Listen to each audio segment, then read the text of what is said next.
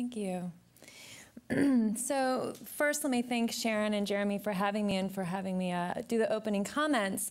Part I would like to reflect on is just the very broad sort of federal context in which some of this work takes place, and hopefully to reemphasize the importance of what it means to innovate in the space for learning technologies, which in my opinion, cyber learning and the scholars that are in this room are the very people that we need most to do that. So as far as broad policy context, I work in the White House. I work in John Holdren's Office of Science and Technology Policy. But if we reflect on sort of Obama's agenda and the administration's commitment to STEM education, we have the incredible historical luxury of a president who actually is behind STEM education ever since the campaign trail. So, you know, back at astronomy, this is a comment from Astronomy Night, but his comments on the campaign trail and forward have always been consistently positioning STEM education as the primary, one of the primary foundational moves that we as a country must do, whether you're talking about jobs, whether you're talking about small businesses, et cetera. So here's a comment where he's, you know, basically saying that we need to move from the middle to the top of the pack in science and math education over the next decade. So that's a call to arms.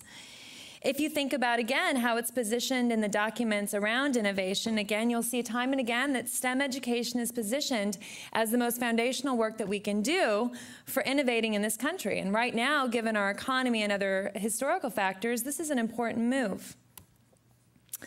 I don't know how many of you are familiar with the federal STEM education portfolio that was just put out. I think the written document will come out, I believe, in the next month if it's not already out now. But this is work that Carl Wyman from my Office of OSTP and the NSTC Committee on STEM Education put together. They essentially did a very broad inventory across agencies, NSF, Department of Education, other agencies, to find out what are our investments in STEM education, what is their nature, and what has been their impact. So if you look at, for example, by agency, we've invested across all agencies $3 billion in STEM education. If you look at where these investments come from, obviously, you'll see NSF and education are the biggest players, HHS being in third place. If you think about those investments by objectives, you get a kind of different picture, however. So across agencies by objectives, the top three that fall out are really thinking about cultivating future scholars for STEM degrees. STEM careers is another 25% in second place. The third one being education, research, and development.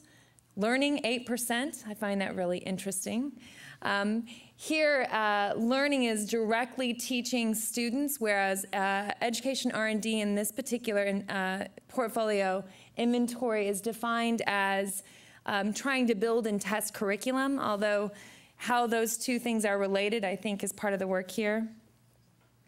So what you see is an interesting emphasis on careers, degrees, and then education R&D. However, look at NSF, and much of these data points emphasize what we've known informally for quite some time about the nature of NSF investments, but this is the first time we're seeing a really a systematic study of what the differences between NSF investments and other agencies are. You know, many of the other mission-driven agencies, when STEM education is done, it's very focused on cultivating the next generation of scholars in agriculture, in HHS, in NIH, in the various fields. NSF functions rather differently. You still have an emphasis on post-secondary STEM degrees and some work on careers, but you see a much bigger attention and much larger resources focused on R&D, focused on learning, which is part of why people look to NSF and programs like cyber learning as the places that will indeed innovate when it comes to learning and learning technologies. Here's a comparison between NSF and education investments. I find this graph really curious in that, again, if you think about who would have thought that NSF is in fact the place that deals primarily and singularly and solely in learning, engagement, and other topics that they inventoried. Very interesting. No comment there. But lest we get too optimistic, if you think about the general R&D investments and what the size of our R&D investment is like in education compared to other relevant fields, It is embarrassingly small and sad. In a knowledge-intensive industry, 10 to 20% is a standard R&D investment, right? Even in a mature industry, 2% would be considered a regular, normal investment for R&D. In education, it's less than 1%. It's 1/10 of, well, here 1/5, but the inventory actually shows 1/10 of 1% in R&D. So the work that we're doing is unfortunately woefully underfunded many times, and yet the call to arms from the president and the administration is big, large, and consistent. If you look at ARPA Ed documents, I assume people in this room are familiar with ARPA Ed and its history coming out of, there was DARPA, which generated major innovations like the internet. And now that same move of restructuring to have an ARPA and other agencies has actually moved to ARPA-E in the Department of Energy. And in the president's last budget, there is $90 million that was allocated for an ARPA Ed, which we desperately need in order to increase those R&D dollars in the education space. And part of the argument is that, as we know, limited R&D, thanks to limited R&D investment, the benefits of the IT revolution have largely passed education by. This is why probably a fourth of the people in this room at some point in their slide deck show what a classroom looks like and compare it to a 19th century schoolroom. Am I correct? Mostly because they haven't shifted. They haven't shifted, and there's a variety of complicated reasons why that may be. So what is this IT revolution? Well, many of them were already listed and shown in Jeremy's opening slide, but if you look across the titles of the speaker program here, we see many of them. Revolution. I know. On an optimistic day, I really believe that, technology will indeed shape learning and change the world. On a pessimistic day, I sort of believe that Roy P. is in some ways correct and it's a great amplifier. On most of my days, I believe that Roy P. is correct, it's a great amplifier, and it will indeed change the world of education as we know it. But this revolution has been profound. We went from one major discovery in IT fields about once every decade was the expectation. We're now at the point where it's once every year. Tomorrow, Apple has yet another major announcement, which rumor has will have something to do with ebooks and publishing, which will again fundamentally change the nature of the market and the nature of kids' learning activities outside of classrooms. How it will shape their activities inside of classrooms remains to be seen. And how we will connect those two remains to be seen as well. So what are some of these routes to innovation? Well, in the ARPA Ed document, for example, they really sort of break down three various sort of strategies toward building innovation. You've got basic and applied research, which is where NSF is located. Field scans being the second sort of strategy, meaning looking at what actually works in implementation. We know that implementation is massively hard.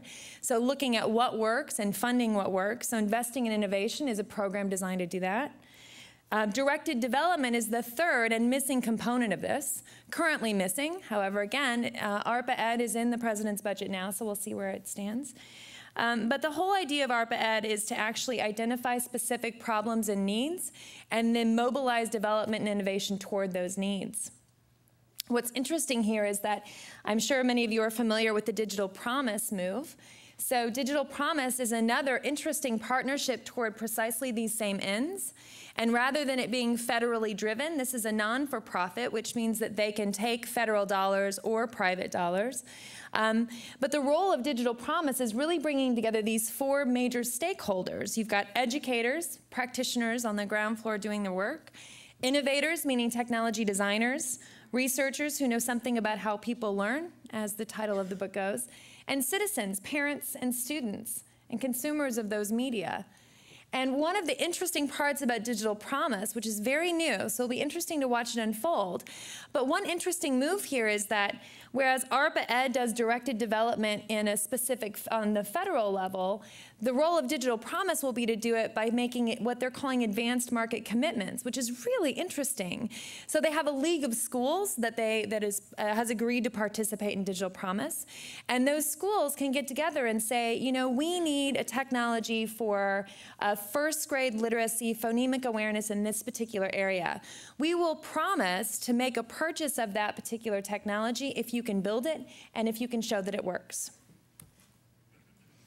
So here's one thing I want to emphasize about this is that here you start to see private sector and not only public sector addressing this need for, in fact, directed development.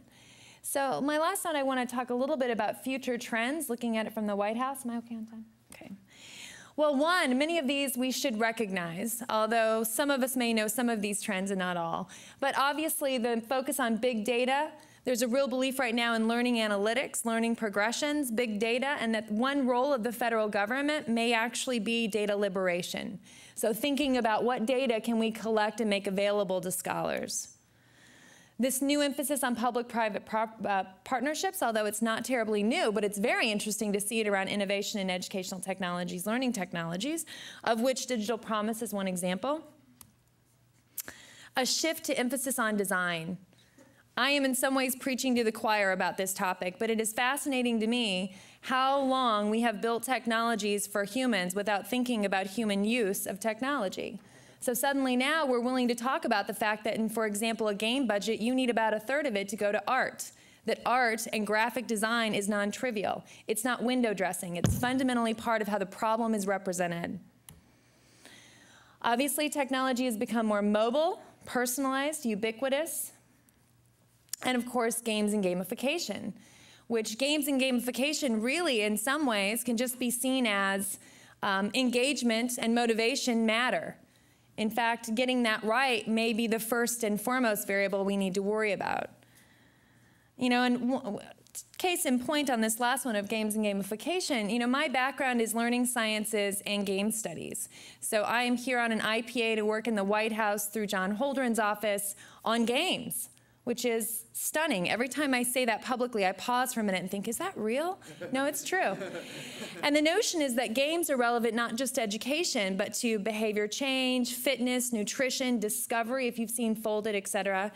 And what's interesting here is that, you know, so in my office, I am the only social scientist in the Office of Science and Technology Policy. And what is my area of focus? It's education and games. So the interest and role in topics around learning technologies, the very topics that this particular summit is covering, is massive, widespread, and growing. I'm going to skip that slide and just end on one thing I will also say. So I am now in month 5 of being at the White House versus being in academics. And if there is one trend I will see, one sort of observation I will make, it's that, you know, this administration is quite serious about an all-hands-on-deck strategy when it comes to education, and in particular, education innovation. So the White House is listening, the administration is listening, and I think that it's some of the expertise in this room, and hopefully by the end of the day that we'll have some answers to hand back. Thank you.